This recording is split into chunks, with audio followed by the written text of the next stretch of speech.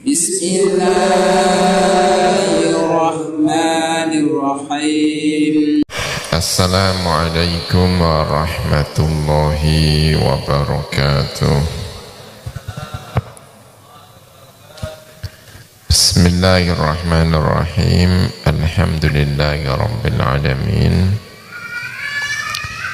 Wassalatu wassalamu ala ashrafil anbiya wal mursalin Sayyidina wa maulana Muhammadin wa ala alihi wa sahbihi ajma'in. Amma ba'du.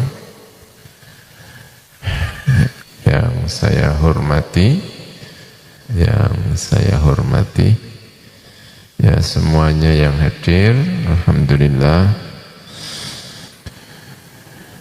Semuanya yang hadir yang saya hormati, juga panitia, terima kasih sudah menyiapkan segalanya sehingga pertemuan bisa berjalan dengan sebaik-baiknya. Ini perjalanan yang jauh ya, dari berbagai tempat.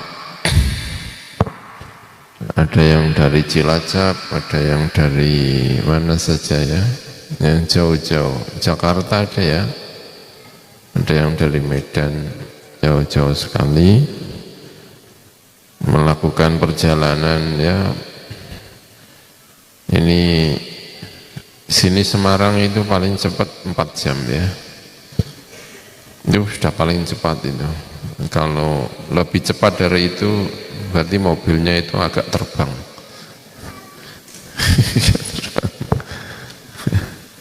Itu berarti buanter, itu berarti jalannya sekarang sudah mulai agak berlubang-lubang ya, karena hujan biasa.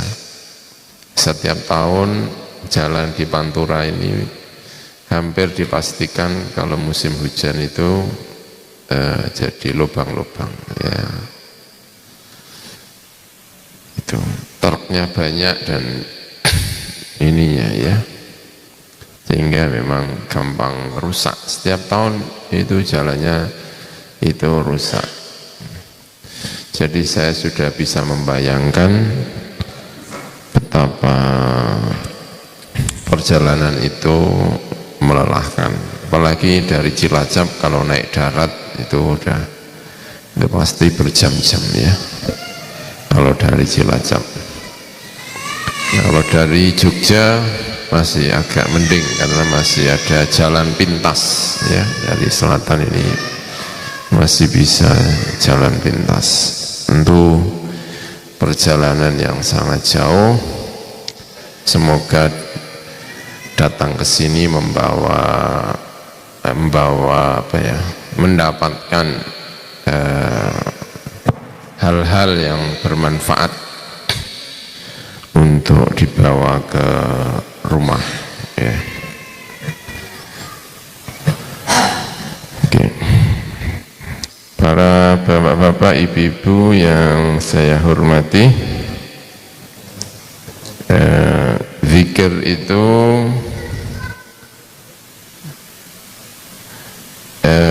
arti dasarnya itu menyebut ya. Zakaro itu maknanya menyebut. Menyebut itu melalui mulut. Karena kalau enggak, mulutnya enggak ngomong, namanya tidak menyebut ya. Membatin namanya. Menyebut. Zakaro itu artinya menyebut. Karena arti dasar zakaro itu menyebut, karena itu zikir yang paling baik tentu harus disertai dengan nyebut. Tidak hanya dalam hati tetapi juga di dalam lisan.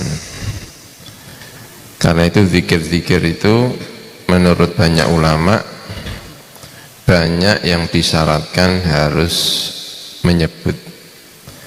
Makan kita zikirnya bismillah itu tidak cukup dibatin ya. Makannya enggak dibatin tapi bismillahnya dibatin.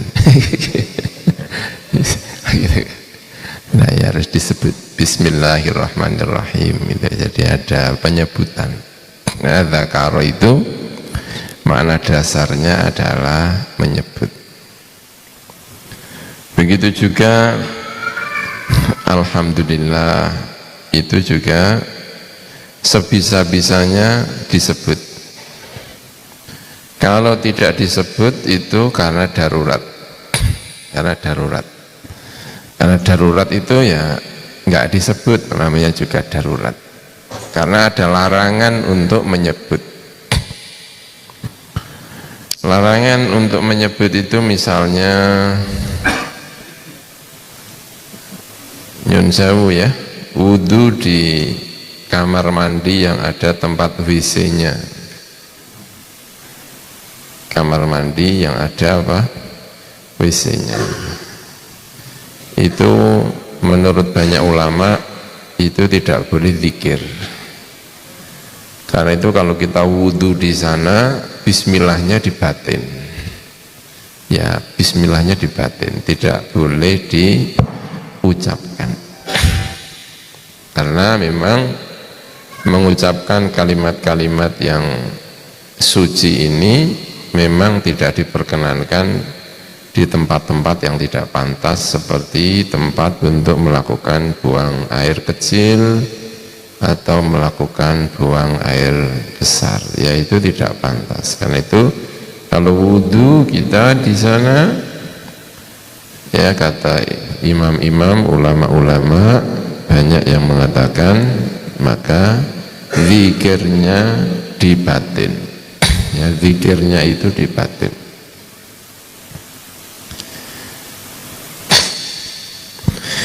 Bapak-bapak, ibu-ibu yang saya hormati, ya, zikir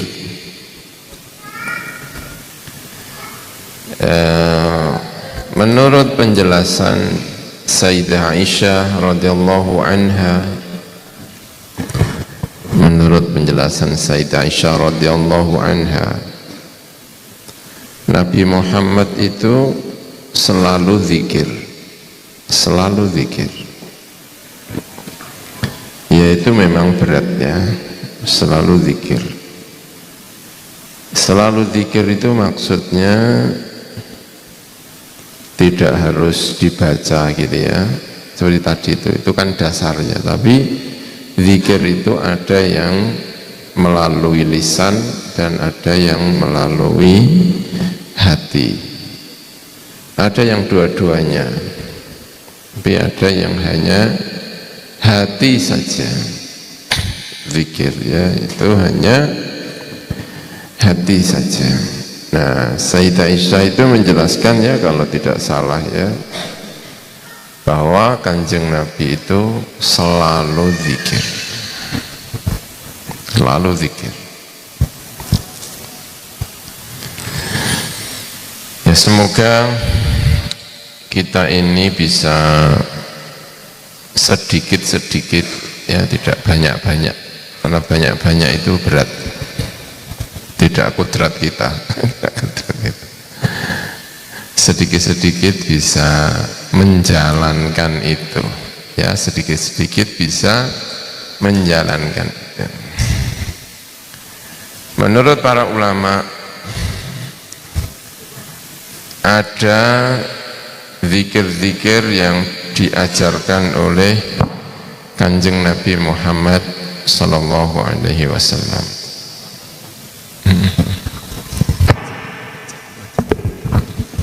Ya, ini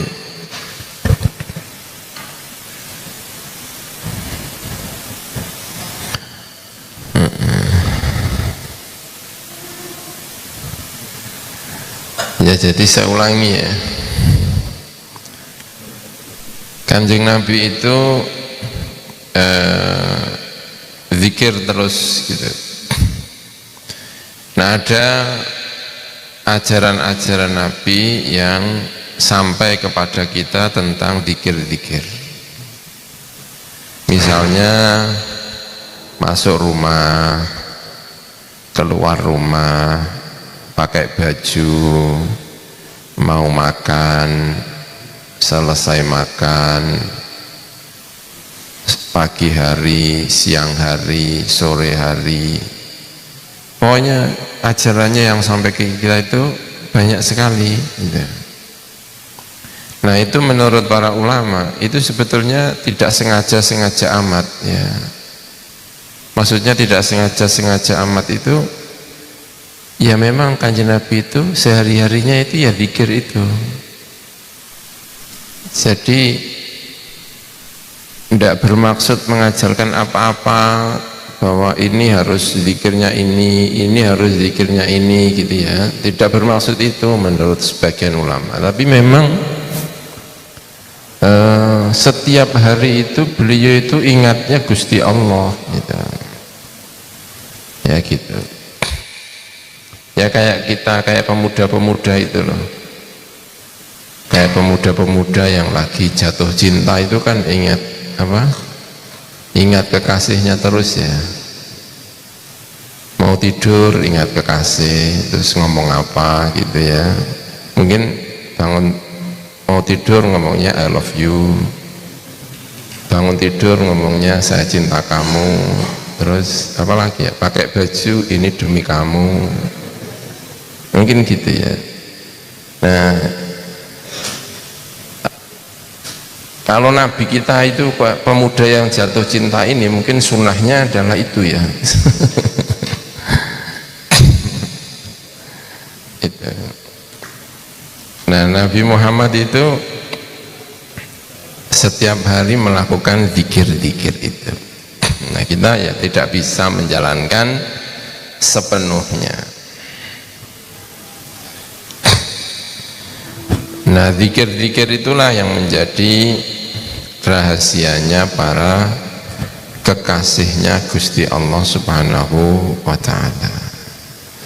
Jadi para kekasih-kekasih itu adalah yang pintar zikir ya, banyak itu yang pintar zikir. Ya seperti tadi itu, karena itu tadi mungkin kelihatannya biasa-biasa saja ya, kelihatannya biasa-biasa saja. Makanya para bapak-bapak, ibu-ibu yang saya hormati, makanya orang paling hebat itu adalah Sayyidina Abu Bakar. Orang paling hebat itu Sayyidina Abu Bakar. Menurut para ulama, orang paling hebat itu adalah Sayyidina Abu Bakar radhiyallahu anhu. Ulama juga menyampaikan tidak ada ceritanya Abu Bakar itu paling hebat karena banyak sholatnya, enggak.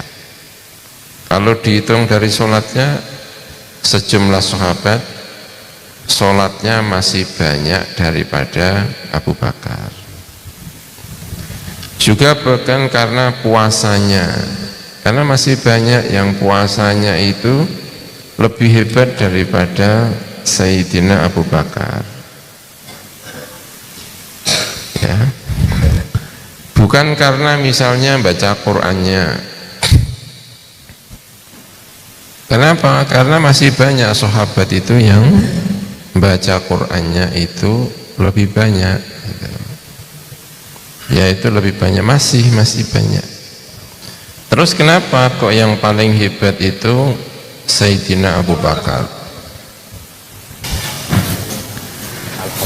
Ya, kenapa kok Sayyidina Abu Bakar itu yang paling hebat? Karena hatinya yang selalu zikir. Ya, hatinya yang selalu zikir. Mungkin diantara bapak-bapak dan ibu-ibu ada orang yang hebat, kita tidak tahu ya. Mungkin ada di antara kita ini yang secara kualitas sholatnya itu ada yang lebih baik.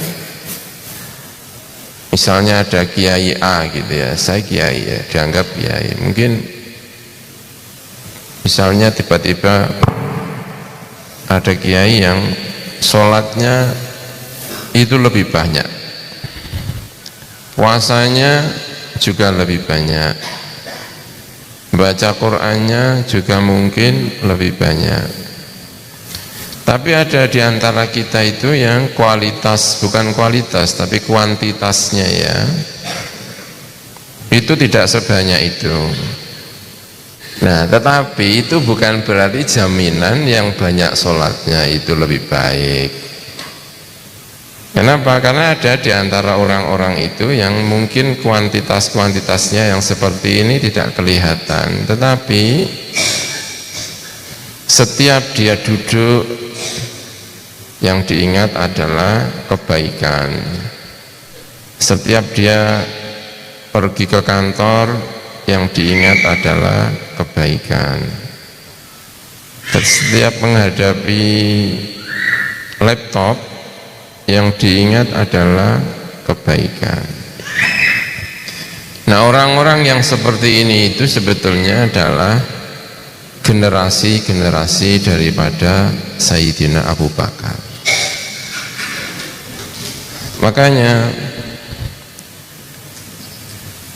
banyak ulama yang mengingatkan zikir-zikir formal kita, saya ulangi ya, zikir-zikir formal kita itu semoga menjadi pemantik terhadap zikir-zikir non formal kita. Antara zuhur dengan asar itu, kalau kita zuhurnya itu jam 12, asarnya itu adalah jam 3, sementara zuhur itu hanya 5 menit, artinya semoga yang 5 menit itu menjadi pemantik kepada kita. Kita pastikan bahwa antara zuhur sampai asar itu perilaku kita baik, karena dipengaruhi oleh zuhur lalu dipengaruhi oleh asar. Nah, kualitas-kualitas yang seperti ini yang secara baik dijalankan oleh Sayyidina Abu Bakar, sehingga Sayyidina Abu Bakar meski tidak ada riwayat beliau sholatnya paling banyak, puasanya paling banyak, baca Qur'annya paling banyak, enggak ada riwayat itu, tetapi semua sepakat orang terbaik setelah Kanjeng Nabi adalah Sayyidina Abu Bakar. Kenapa? Karena zikir-zikir formalnya itu benar-benar menjadi pemantik untuk melakukan zikir-zikir yang sifatnya non formal. Ya, saat kita duduk seperti ini, banyak di antara kita yang sibuk makan, ya. Tapi mungkin ada di antara kita itu setiap punyahan yang dia makan itu ada nafas zikirnya, ya. Ada mungkin ya, karena ada orang-orang yang baik yang seperti ini itu ada. Dan yang seperti itu adalah generasi-generasi yang ingin dicapai oleh Sayyidina Abu Bakar. Dan semoga pertemuan hari ini membawa manfaat kita semuanya, sehingga kualitas iman kita, kualitas hati kita, ya, pokoknya di antara ukuran yang paling menarik itu, ukuran yang paling menarik ya, bahwa kita itu kualitasnya sudah sangat-sangat baik, itu adalah tidur. Tidur itu sederhana, tapi itu ukuran kualitas yang luar biasa. Kalau kita tidur itu ingat Gusti Allah, bangun ingat Gusti Allah, itu tanda kualitas iman kita sangat baik. Ya, ini ya. Tidur, ketika kita tidur ingat Gusti Allah, bangun ingat Gusti Allah, itu berarti kualitas kita itu luar biasa. Karena ada yang tidurnya itu ingat HP, bangun tidur ingat HP, ya. Tidur ingat angka-angka, ya. Bangun tidur juga ingat angka-angka. Angka-angka. Itu kualitas itu. Dan semoga kita punya kualitas iman yang seperti itu. Saya sampaikan bahwa saya akan menyampaikan sampai waktunya cukup, dan saya kira saya cukupkan sekian. Terima kasih sekali lagi, terima kasih atas kedatangannya. Terima kasih, demikian. Dan sebelumnya tentu saya harus minta maaf yang sebesar-besarnya jika terdapat kekurangan di berbagai tempat. Terima kasih, kurang lebihnya mohon maaf. Wassalamualaikum warahmatullahi wabarakatuh.